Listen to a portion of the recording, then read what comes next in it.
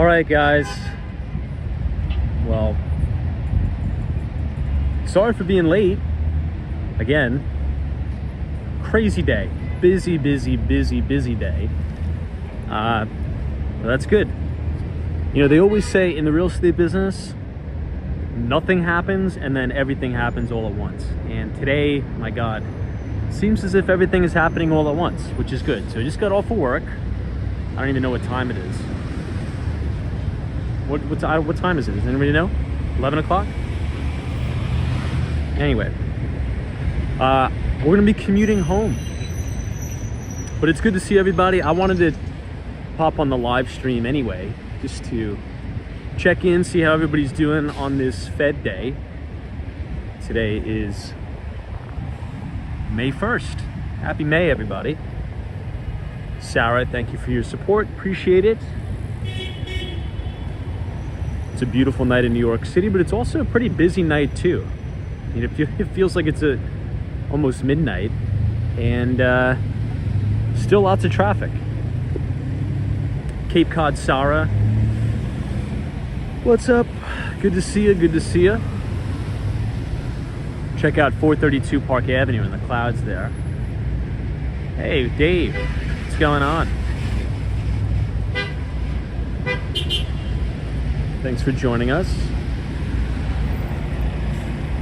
Mox, do you commute to Long Island every day? No, not every day. Sometimes I'll go visit the family out there.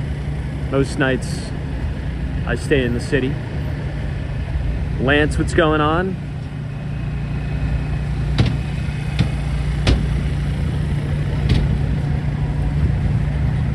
Let's walk directly down Central Park South here. DM, what's going on? Thanks for joining. On this very volatile day. Man, talk about a whipsaw day on Wall Street. Market was down, market was green, market was flat to red again. Really busy day. Whipsaw day. And as expected, no rate cut today. But did anybody get a chance to watch the speech, Fed Chair Jerome Powell's speech today? He did give a little bit of an update on the Fed balance sheet, which we'll talk about. But I think we'll probably, since it's so late tonight, we'll probably just hang out and chill. And tomorrow night, we're really gonna hit it hard with the topics. Again, apologies for being late, but I was on one of those phone calls that you weren't really expecting to pick up, but once you pick up, you're on the phone for like 2.5, 3 hours. But all good. Beautiful night in the city. Yeah, MD says he kind of looked a little bit ruffled. He did look a little bit ruffled. You know, and a lot of the questions that were asked was, are we sure that monetary policy is restrictive enough? Right? I think that was asked like 3 times. The Reuters person asked that. You had the Wall Street Journal reporter ask that. This is an amazing shot of Central Park South. But look at that, the very top of 220 Central Park South as well. Gorgeous. I love how it kind of radiates on all the clouds. Here's a quick shot inside Central Park. But yeah, you know, a lot of the questions were, hey, you know, we got hotter than expected inflation prints, both the PCE and the CPI. Are we sure that monetary policy is restrictive enough? That was asked multiple times. Fed Chair Jerome Powell's like, yeah, it is. And we have data that shows that. He was talking about a lot of the lagging indicators like housing. Talked about that more than once, which is actually correct, by the way. Real estate market, particularly residential, there's not a lot of deals being done right now, right? Because of where interest rates are. So the market's in a little bit of a stalemate. And not a lot of sellers really have motivation to sell. At least talking specifically about New York City, right? Manhattan. And the sellers who have listed their properties, very seldom are they accepting these lowball offers unless it's a sponsor unit, like a developer, you know? Hey, John, what's going on? This is Tom. Powell's hawkish stance indicates that rate cuts in the next 1 to 2 months are firmly ruled out unless there's a substantial change in growth, employment, and inflation. Oh, of course. A rate cut over the next 1 to 2 months, I think, has been out of the question for like months now. But you're 100% correct. You're 100% correct. You know, because I mean, think about it like this. And to your point, labor market's pretty good, right? Unemployment is still near record lows in the United States. You're just kind of starting to find that balance, right? The Fed sends out a lot of these surveys to employees and employers. You know, how easy is it to get a job and how easy is it to hire people, right? So you're just starting to see the labor market kind of come back into balance a little bit. But, you know, pending some sort of major catalyst or cataclysmic event, you know, that would force the Fed to kind of pivot and stimulate, I think we're going to need to get used to this higher for longer. So I agree. Look at how cool this is. You see Steinway Tower, and you can't even see look at the top quarter of the building is tucked away in the clouds here. And then this is 106 Central Park South and 100 Central Park South. We actually got to pick up the pace tonight. So we'll make this left, right on 6th Avenue. I feel like there's a lot more traffic right now than there should be.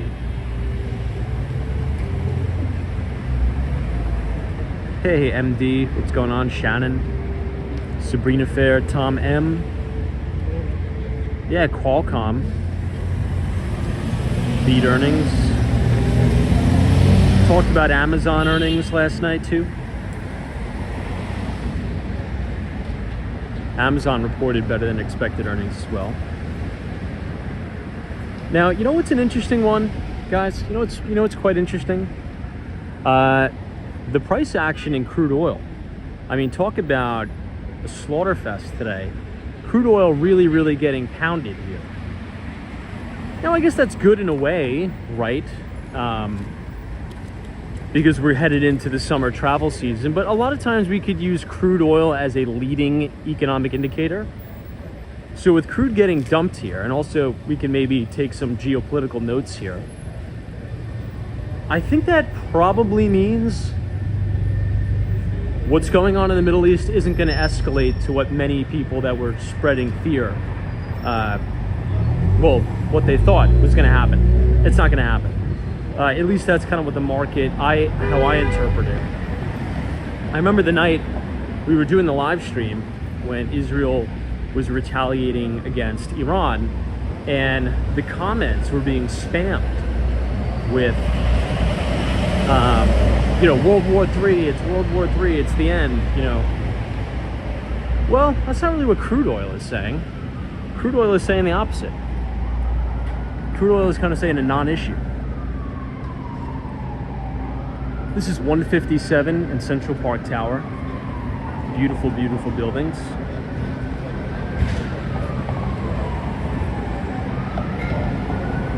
Now, crude right now is sitting directly at the 50-week, or the 200-day moving average, however you want to call it.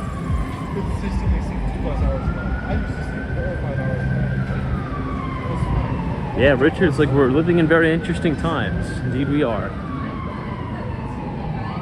Hey, New England crypto. What's going on? Thanks for joining us on this extreme late night live stream. Look at this Rolls Royce.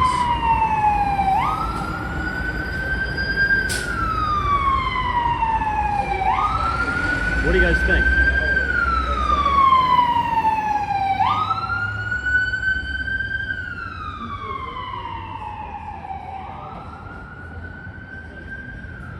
I like Rolls Royces. Not a huge fan of the color scheme, but I do like the body of the vehicle.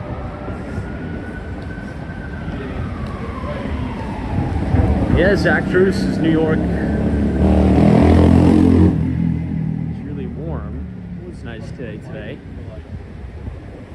2-3 hours of Some Tomorrow's Thursday. Week's flying by.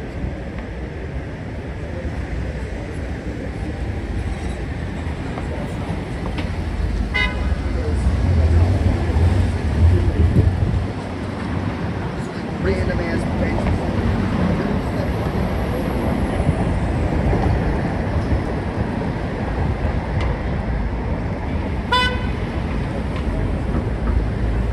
Yikes. Did you see that? BMW almost clipped that guy.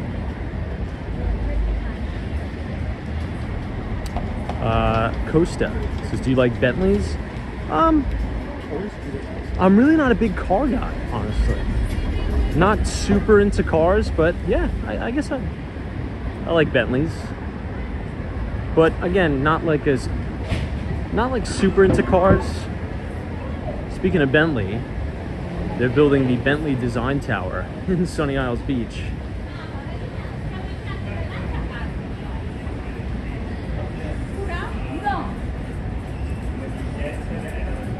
Now, there was a little bit of dovishness, though,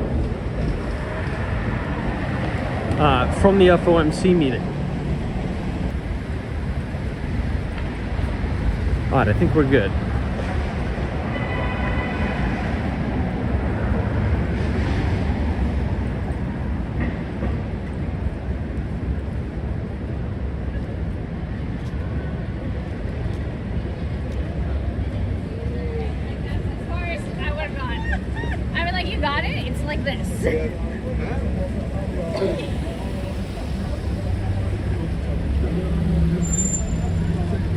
I think we should be back online now.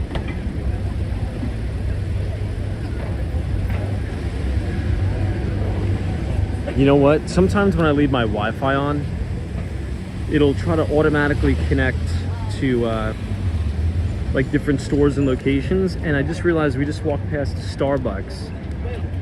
So a lot of times my phone will try to auto connect to Starbucks Wi-Fi. But I think we're good now. But I swear I read it. I noticed that too. Just like when I'm on my phone, I'll sometimes drop calls because the Wi-Fi tries to auto connect. I think that's such a horrible feature. Hey, Hawaii, good to see you. Welcome, welcome. Trade Brigade, thanks for joining us on this FOMC day. I mean, man, what a volatile trading day. We were deep red, then the market turned all the way around. Then we were deep green, then we were deep red again, then we were mid-range. So very volatile day for an FOMC meeting. But yeah, as discussed, I think the biggest interesting move is crude. Crude oil getting hammered, getting crushed. We'll see if it can hold the 200-day moving average.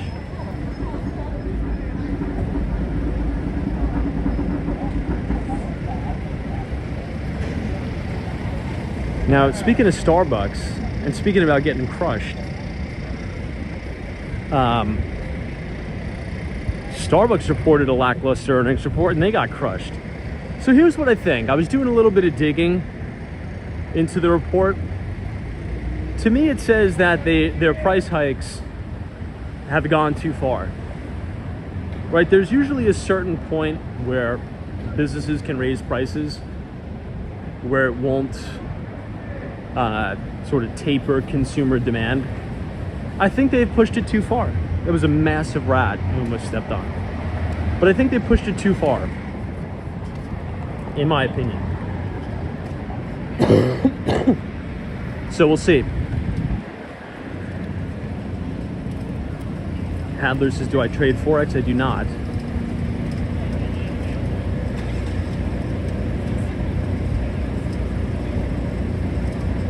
Cape Cod Sours, Starbucks is like $8 for a cup. Yeah, I mean, at some points you can almost compromise growth by raising prices too much, and I think that's what the report kind of showed, at least in my eyes.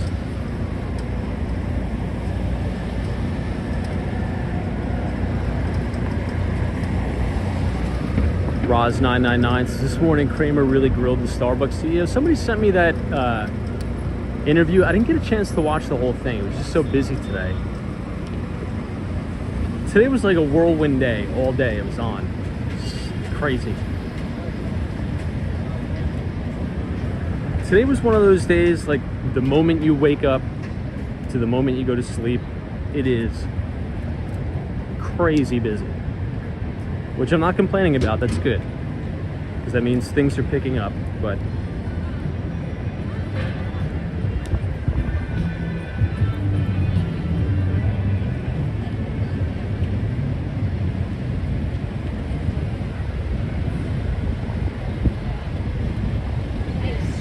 we're walking southbound. We're going to pass Nürburgring Berman in a minute.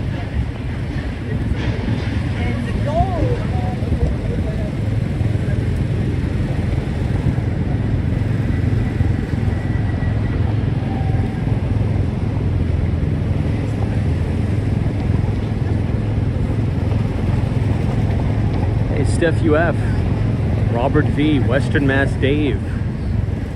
Yeah, I just wanted to pop on, even though it's late, even though it's almost midnight. Just wanted to pop on, say hi. Tomorrow we're really going to hit hard, get granular into,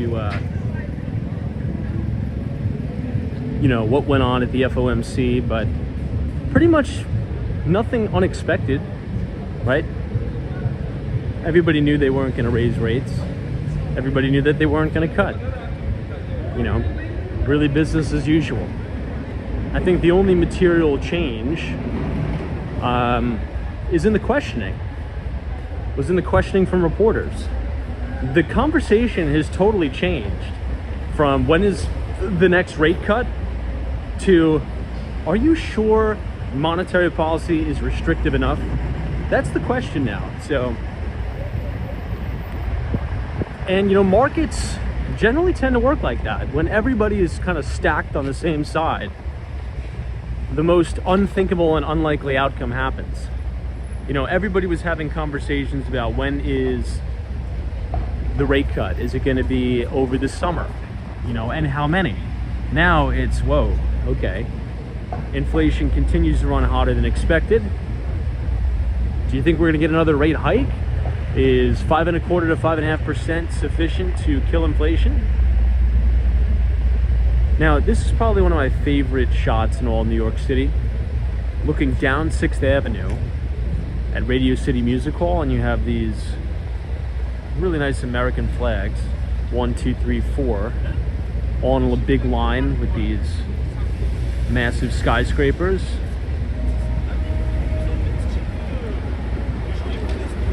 Awesome shot.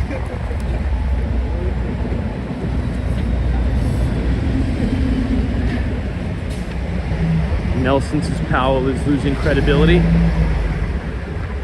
I don't know. I think with the mess that he's had to deal with, I think he's done about as good a job of anybody could do, and probably better.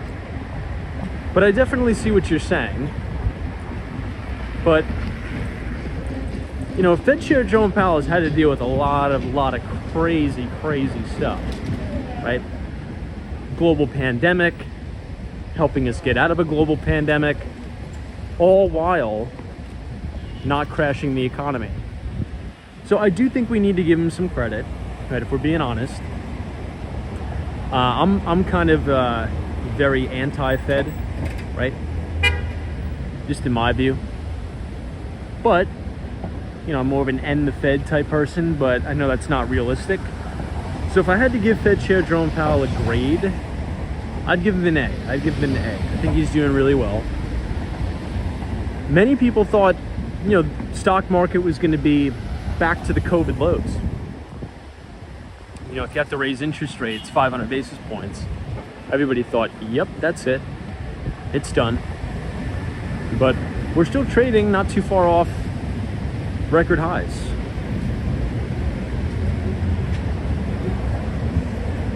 You know, employment still doing relatively well.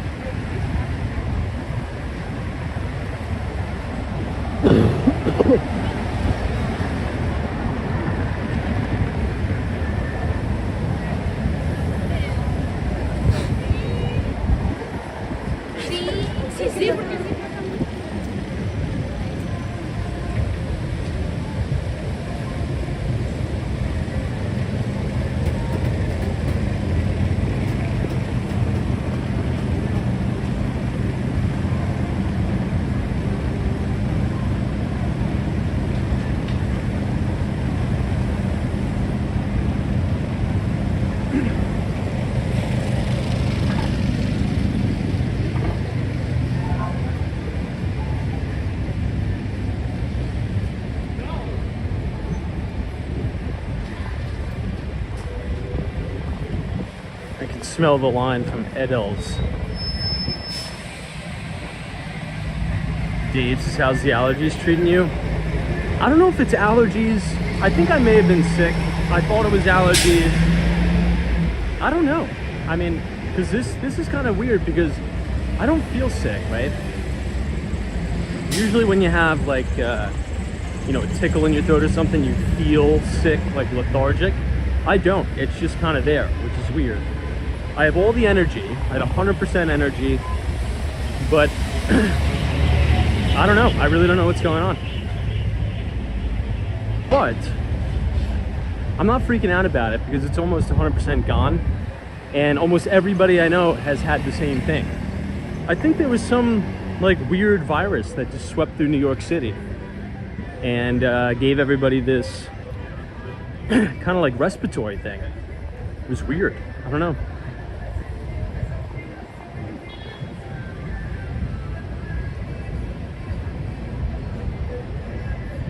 Yeah, there's a ton of traffic for 11.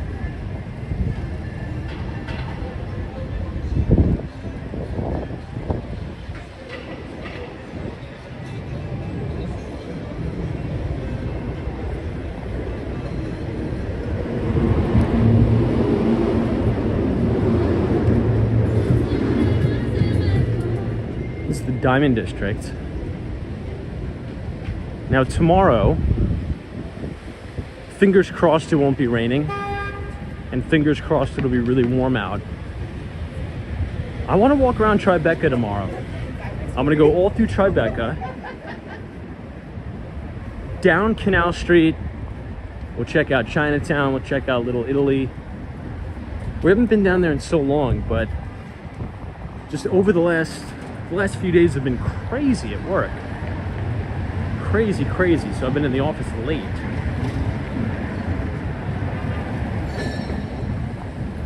But during the summer, Chinatown is a very fun place to be.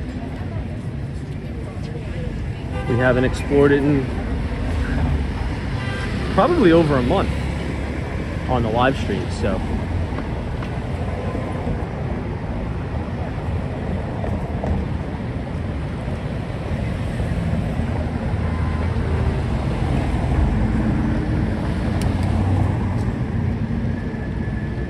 It's 1166 Avenue of the Americas. This is the old, well, my old office right here.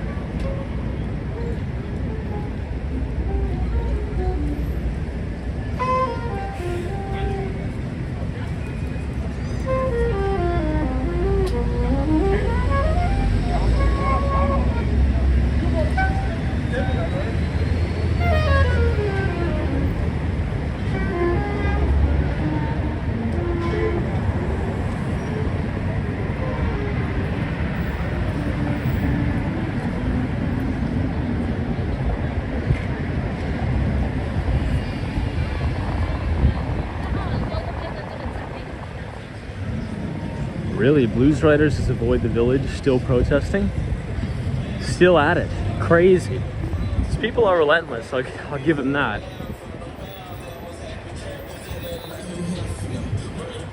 But Columbia University cleared out all their crazies.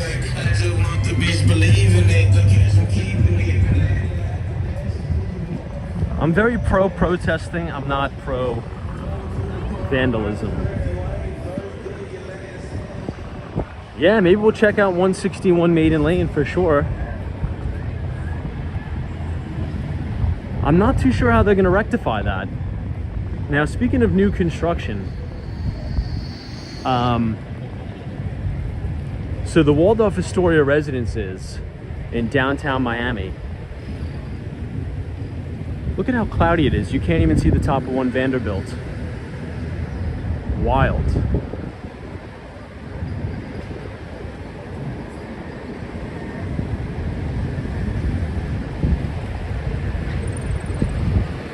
Doc 7 says pro-terrorism. Did I say pro-terrorism? I must be like deliriously tired. I mean pro-protesting. Alright, if I said, I don't think I said that. Maybe that was like a misspeak. I said I'm pro-protesting, but not disruption barricading yourself in buildings. Apologies if I said that. I mean, I am deliriously tired. I will say that. But yes, protesting. But not barricading yourself in and destroying property, things like that.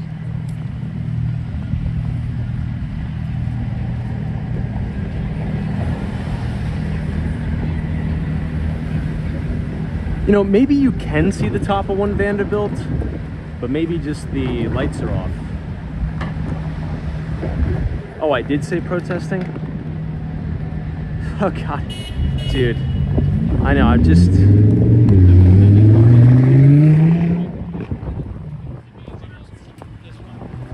Sometimes I do misspeak crazy.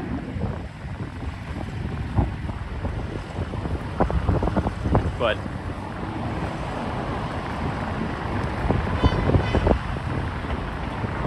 But look, I think Mayor Eric Adams, man, the wind is crazy right now.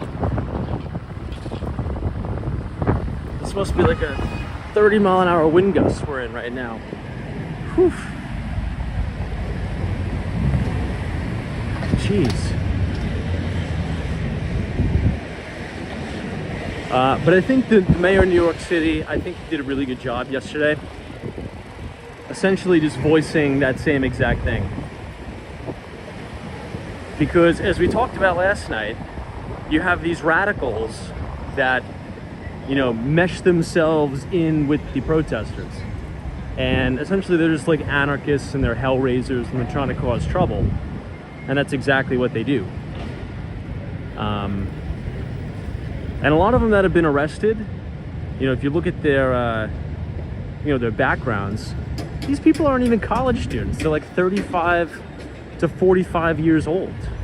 Some of them are like 60 years old, and they are professional protesters. So it's like, that's what they do. They go into these places and are just opportunists. So, yeah, Mark, so we will be in Miami very soon. Probably May, I don't know, I'm gonna say May 15th, probably May 15th to the 18th, I'll be down there. Now, I'm gonna be down there doing some exciting stuff. Very, very exciting stuff. So,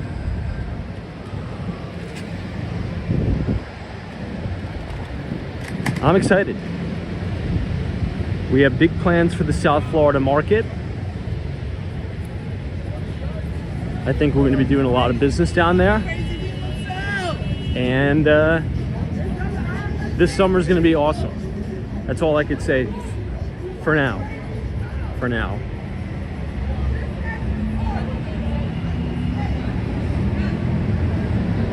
Lots of awesome new developments. Lots of cool properties.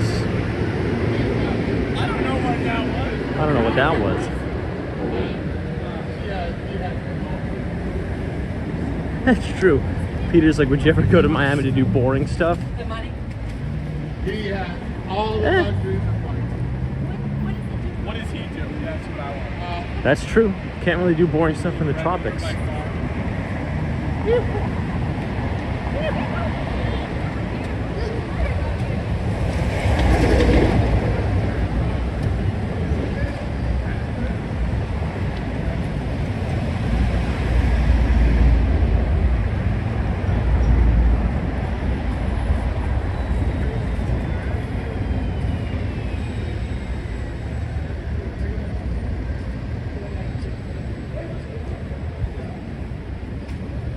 Now, look at this building off to the left.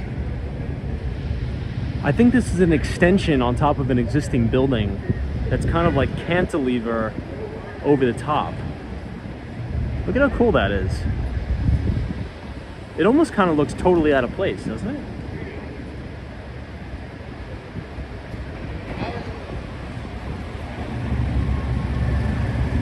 Hey, speaking of Miami, Carol, what's going on?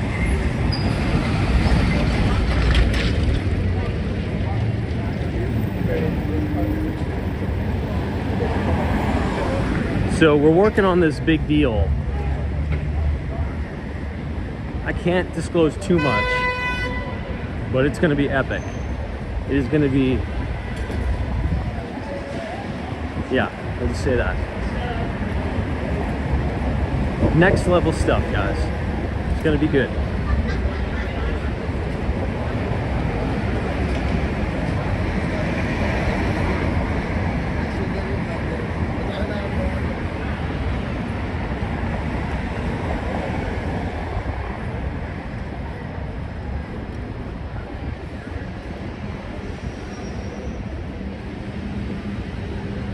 Surprised it's not raining in New York.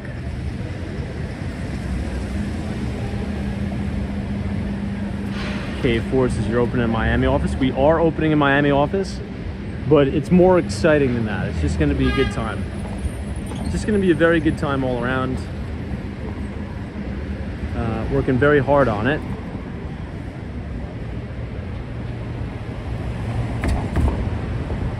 Lots of big stuff happening in New York too, so.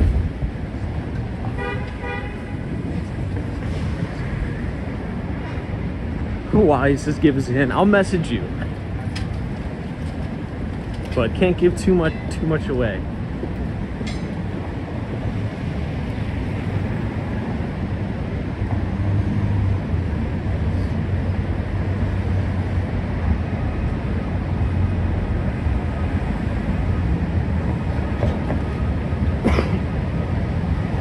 You know, that is one thing I love about New York City, though. You know, you could be working in the office till like 11 o'clock, midnight. And then when you step out of the office, it just kind of feels normal. Does that make sense? I don't know if that makes sense to people. But I'd feel, you know, if you work in the suburbs, right, where you have to drive to work. You know, let's say you live in the suburbs, you drive to the office. Maybe the office is a 30-minute drive away. You leave the house. And then you're in the office till 11 o'clock, but then when you come out of the office, it's like desolate. This, it kind of feels like it's 8 o'clock at night, but it's almost midnight. Which is kind of what I love about the city. It just feels normal, like people are out doing stuff. I mean, these guys are doing whatever they got to do with this. It's just a cool place, man. It's a unique place. Look at those things.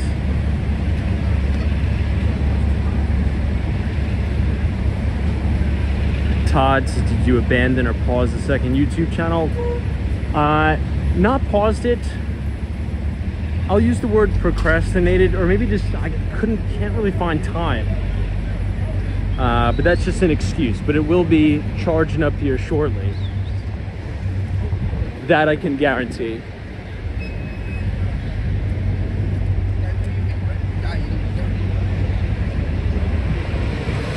But yes, it is coming.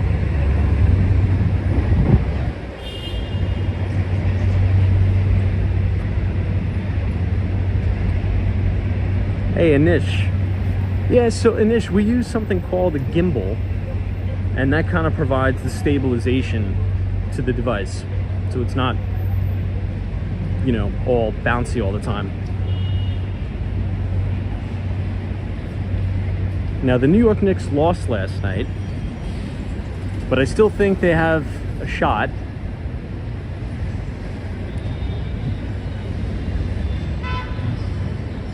Now, if the Knicks win, my God, the city is going to be crazy. Crazy, crazy, crazy.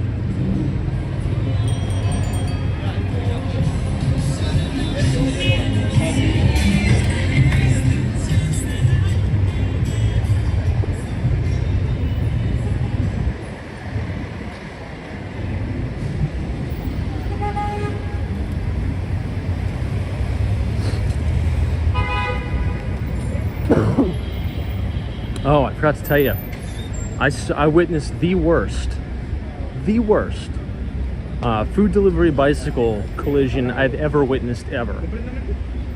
I just came back from Tribeca. I had to show an apartment, 5 Franklin Place. I get off the train, 51st Street Station, so the 6 train. I walk up to the Black Fox Coffee. I get a, cold brew. Then I'm like, you know what? I'm gonna walk over to Columbus Circle, just take a 30-minute break because I've been running around. I'm on the corner of 57th Street and 5th Avenue.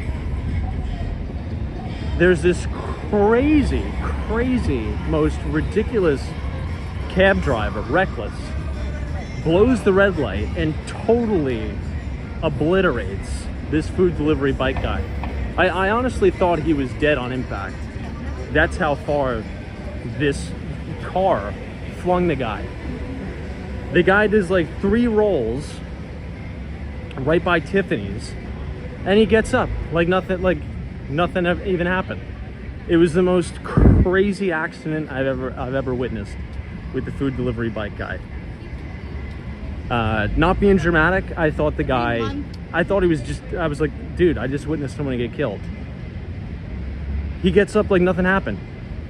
Total miracle, man. Total miracle. It was crazy. Now, his bike was all mangled, right?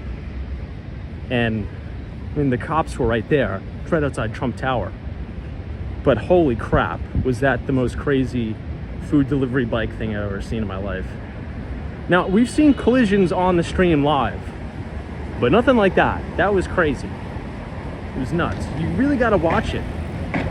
When you're cycling in the bike lane that you're not supposed to. But you just got to be aware in the city. Even pedestrians, you just got to be careful. Just got to be careful, man.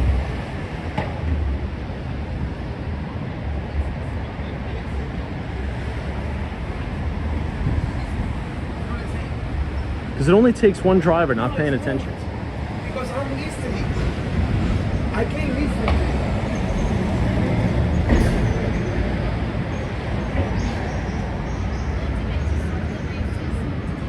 It's just kind of like that crazy accident we witnessed during Thanksgiving. There were 2 police officers telling the guy to stop, and he just barrels through like 2 parked cars. People like that don't care about pedestrians. So you really got to watch it. Really got to watch it.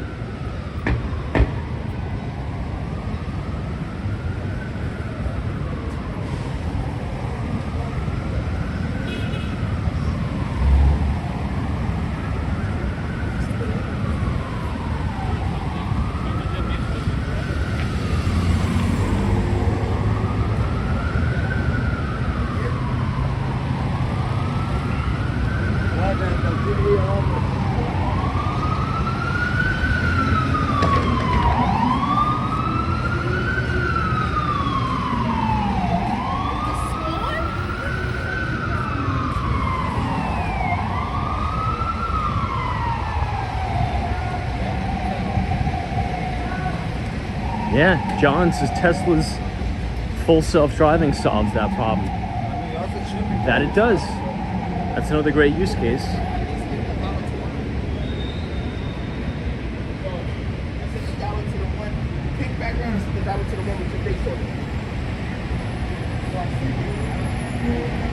But you know what? A lot of times, if you take a big hit like that, right, you just pop right back up. Most times that could actually be the adrenaline. And what could happen is maybe 5 hours later, or even the day after, you start to feel it. So they always kind of tell you to file a police report. You should seek medical attention, because a lot of the times, even if you feel fine, that's probably your body's, fight or flight response masking the pain. So if anybody's ever been in a car accident and you're like, oh, that's strange, I just got rocked, but I feel fine. And then the next day you wake up and like your neck is killing you. It's kind of like the same concept.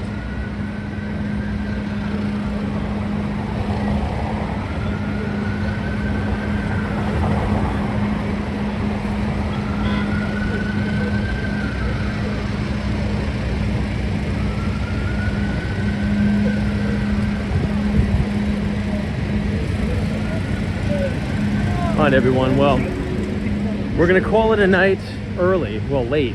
So we were started the stream way too late.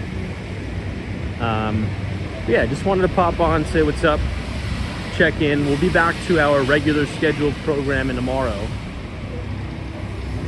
And thanks for coming out. Signing off from New York City.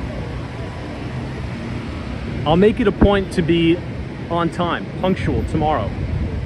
Assuming no clients give me a call right as I'm about to press record. All right, everybody, take care. We'll see you tomorrow. Happy Thursday. The LT Prod, Carol, John, thanks so much. We'll do a little bit of a deeper dive into the FOMC tomorrow. Janice, always a bull market somewhere. You just need to know where to look. Take care, everybody.